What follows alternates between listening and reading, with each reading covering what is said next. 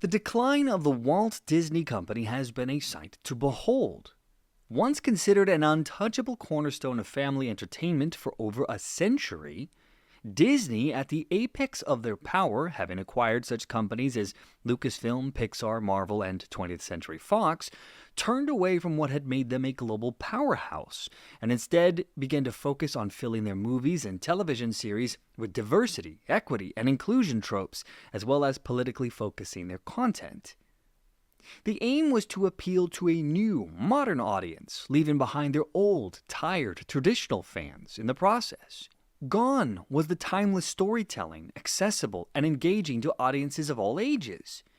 Disney had been known for having narratives that often revolved around themes of good versus evil, love, friendship, and the importance of family. Instead, the new Disney theme focused on an explicit push to add more diverse storytelling, taking original classic works of art and changing their story to fit the new modern audiences. There was race and gender swapping of beloved characters. And worse still, many of them were altered with each new film Disney released, tearing them apart, making them sad, empty shells of what they had been before. All in an effort to destroy their legacy and replace them with the new, more diverse protagonists. Gone was the moral and ethical lessons that had appealed to audiences of all ages. Disney films were known for their universal and timeless portrayals of moral and ethical lessons. They taught the viewers about the importance of courage, kindness, honesty, and perseverance. These themes were woven into the fabric of these stories that Disney created.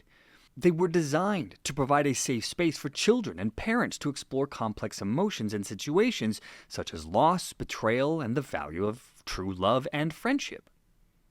Instead, the new modern Disney turned its focus on contemporary social issues and debates.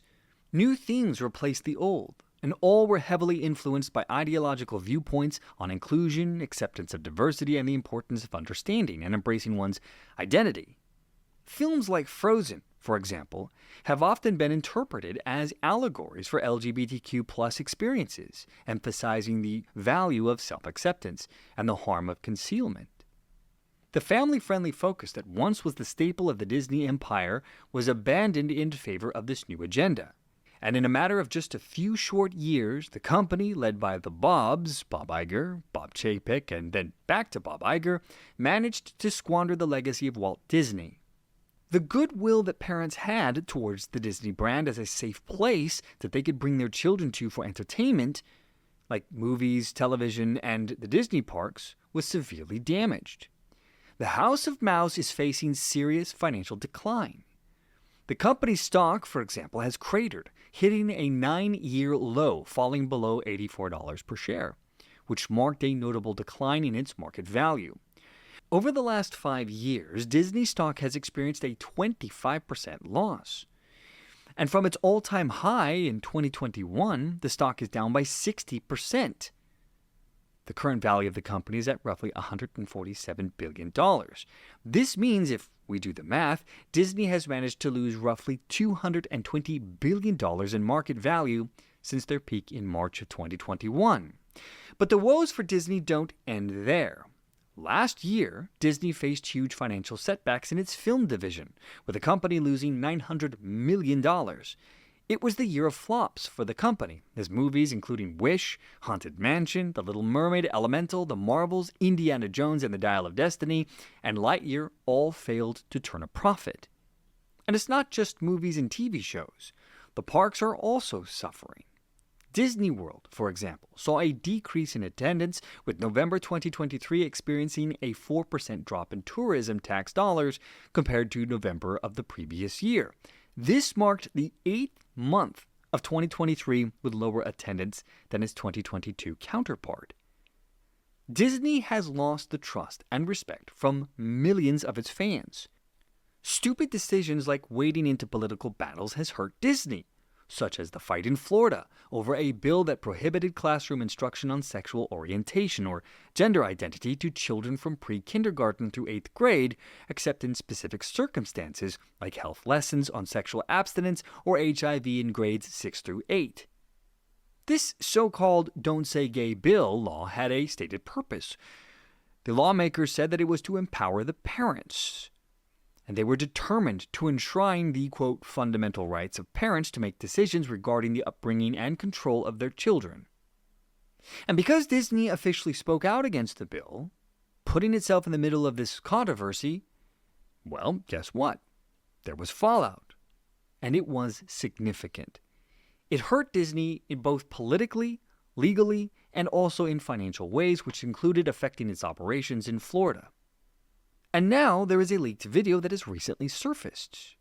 Posted by Christopher Rufo on Twitter X, the video is purported to be Bob Iger discussing his intention to lead Disney into the political realm, as well as push the new message of the social ideologies that Disney wants to embrace.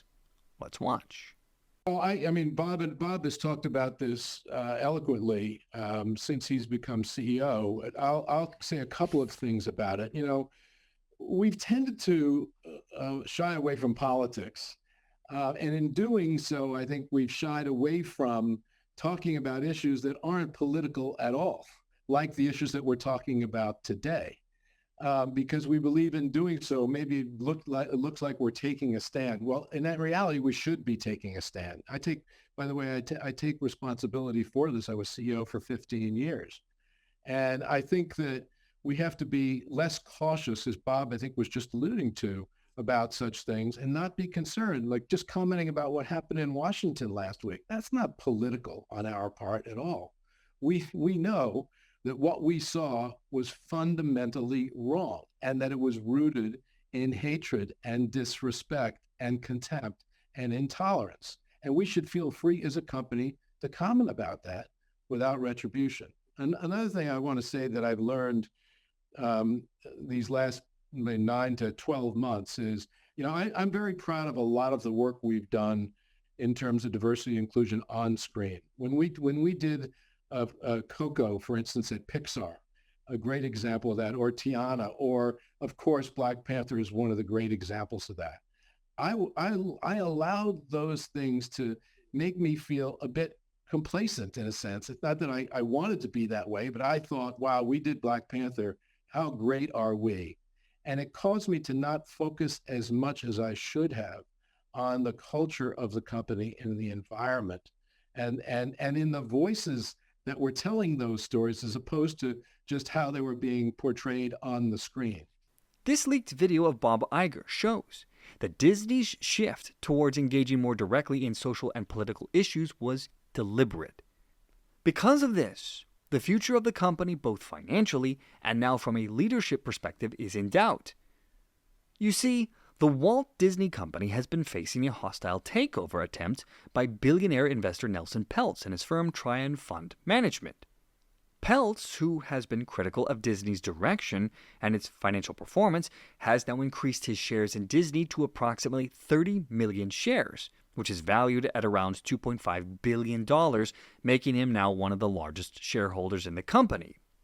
Peltz is aiming to seize multiple seats on the Disney board, including one for himself, in a move that could potentially lead to significant changes in the company's leadership and strategic direction going forward. This proxy war involves rallying individual shareholders to band together to overthrow the existing management and steer the company in a new direction. And this ongoing saga, well, it's approaching a critical juncture with the Disney annual meeting that is set for early April, so it's coming soon. And at this meeting, shareholders will decide between Disney's endorsed nominees and the slate proposed by Peltz and his ally, former Disney CFO, Jay Rasulo. The battle for the soul of Disney is looming, my friends, and it will be fascinating to watch what happens next. Whether the company finds its way and returns to what made it great or continues on its self-destructive path may very well depend on this fight.